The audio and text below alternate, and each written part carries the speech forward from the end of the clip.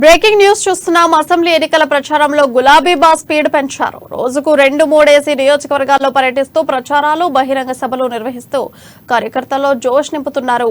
ఇక ఇవాళ కాగజ్నగర్, ఆసిఫాబాద్, బెల్లంపల్లిలో ప్రజా ఆశీర్వాద సభల్లో సీఎం కేసీఆర్ పాల్గొననున్నారు.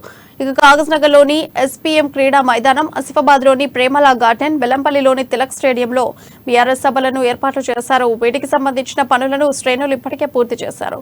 దీంతో ఆయా ప్రాంతాలు గులాబీమయంగా మారాయి.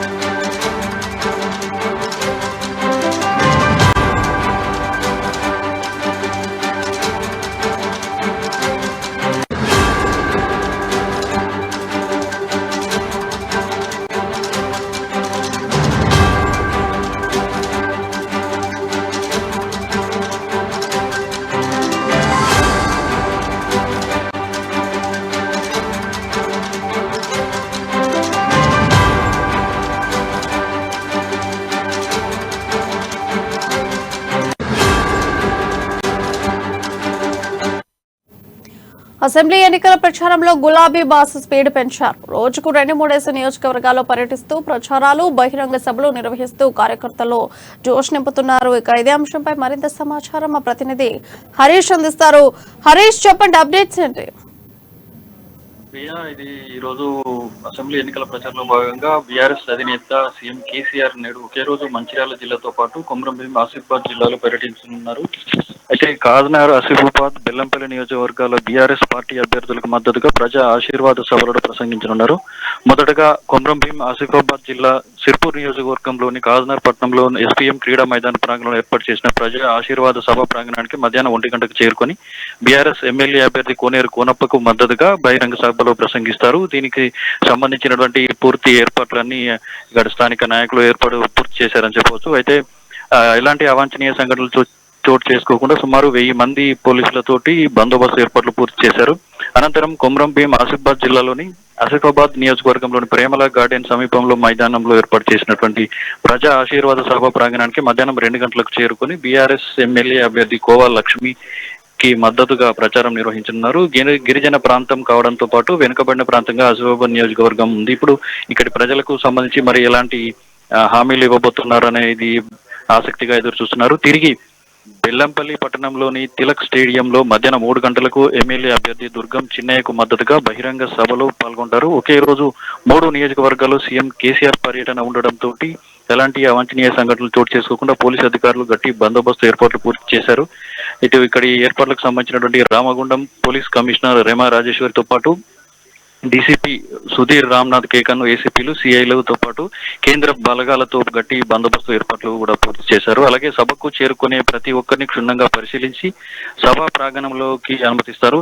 అయితే నిన్న జరిగినటువంటి చెన్నూరు నియోజకవర్గంలో జరిగినటువంటి ప్రజా ఆశీర్వాద సభలో పాల్గొన్న సీఎం కేసీఆర్ వర్గాల ప్రజలకు వరాల జల్లు కురిపించారు. అయితే మందమరి పట్టణంలో కొత్త డిగ్రీ కళాశాల ఏర్పాటుతో పాటు చెన్నూరులో పీజీ కళాశాల ఏర్పాటు, లెదర్ ఫ్యాక్టరీ ఏర్పాటుకు సంబంధించిన హామీలు సీఎం కేసీఆర్ ఇవ్వడంతో పార్టీ శ్రేణులతో పాటు ప్రజల్లో ఉత్సాహం నెలకొందని చెప్పవచ్చు. ఈ క్రమంలో తమ నియోజకవర్గంలో కూడా ఎలాంటి వరాల జల్లు కురిపిస్తారు అని చెప్పేసి ఇటు ఎమ్మెల్యే అభ్యర్థులతో పాటు ప్రజలు కూడా ఆసక్తిగా ఎదురు చూస్తున్నారు. అయితే ఒకే రోజు 3 నియోజకవర్గాల్లో ప్రజా ఆశీర్వాద సభలు ఉండడంతో ప్రతిష్టాత్మకంగా తీసుకున్నటువంటి పార్టీ అభ్యర్థులు సభలకు నియోజకవర్గంలోని కార్యకర్తలతో పాటు ప్రజలను భారీగా తరలించేందుకు అభ్యర్థులు భారీగా ఏర్పాటు చేస్తున్నారు. సుమారు 80,000 నుంచి 1,00,000 వరకు జన సమీకరణ చేసేందుకు క్షేత్రస్థాయి నాయకులు, కార్యకర్తలతో పాటు పెద్ద ఎత్తున జనాలను తరలించి సభలు విజయవంతం చేసేలా ఏర్పాట్లు చేశారు. మొత్తంగా చూసుకుంటే 3 నియోజకవర్గాల్లో కాగజ్నగర్, ఆసిఫాబాద్, బెల్లంపల్లి పట్టణాలు గులాబీమయ్యాయి. అయితే దీనికి సంబంధించిన భద్రతా ఏర్పాట్లను కూడా రామగుండం సిపి రేమా రాజేశ్వరితో పాటు డీసీపీ సుధీర్ రామ్నాథ్ కేకన్లు కూడా పరిశీలించారు. అయితే పూర్తి స్థాయి ఏర్పాట్లు కూడా పూర్తి అయ్యాయని చెప్పవచ్చు. ప్రియా, అయితే నరేష్, ఇప్పటి వరకు చూసుకుంటే కేసీఆర్ ఏ ప్రసంగించినా కూడా ప్రజలకు మంచి జోష్ని కల్పించేటువంటి ప్రసంగం ఉండేది. కానీ ఇప్పుడు చూసుకుంటే, ఈసారి చూసుకుంటే మాత్రం ప్రసంగాలు కాస్త డల్ అయ్యాయని చెప్పొచ్చు. అసలు కేసీఆర్ ఎందుకని కొంచెం చప్పగా ప్రసంగిస్తున్నారని అనుకోవచ్చు మనం. అయితే ప్రస్తుతం ఇక్కడ నియోజకవర్గాల్లో ఇంతకుముందు గత ఎన్నికలతో పాటు ఇక్కడ ఏ సభల్లో పాల్గొన్నా కూడా ముఖ్యమంత్రి కేసీఆర్ ఇటు ప్రతిపక్షాలను విమర్శిస్తూ వారికి సెటైర్ లాంటివి వేస్తూ ఉండి ఒక సభల్లో ఒక జోషు ఉండేది కనిపించేది. కానీ ఇప్పుడు ప్రస్తుతం ఉన్నటువంటి ఈ పరిస్థితుల్లో నియోజకవర్గాల్లో ఉన్నటువంటి అభ్యర్థుల్లో వ్యతిరేకత, ప్రజల్లో వ్యతిరేకత రావడంతో పాటు అక్కడ అభివృద్ధికి కూడా ఎలాంటి అభివృద్ధి కార్యక్రమాలు చేపట్టకపోవడంతో అభ్యర్థుల్లో పాటు ఇటు ముఖ్యమంత్రి కేసీఆర్ కూడా అక్కడ స్థానికంగా ఉన్న అభ్యర్థుల గెలుపు ఓటములపై దానికి సంబంధించినటువంటి కొంచెం వెనుకబాటుతనం కనిపిస్తుంది. మళ్ళొకటి ఏంటి అంటే ఇప్పుడు ప్రస్తుతం ఈ ప్రతిపక్ష పార్టీలు కూడా బలంగా, అభ్యర్థులు కూడా బలంగా ఉండడంతో ప్రజల్లో అధికార పార్టీ సిట్టింగ్ ఎమ్మెల్యేలకు వ్యతిరేక భావన అనేది ఎక్కువ ఏర్పడింది.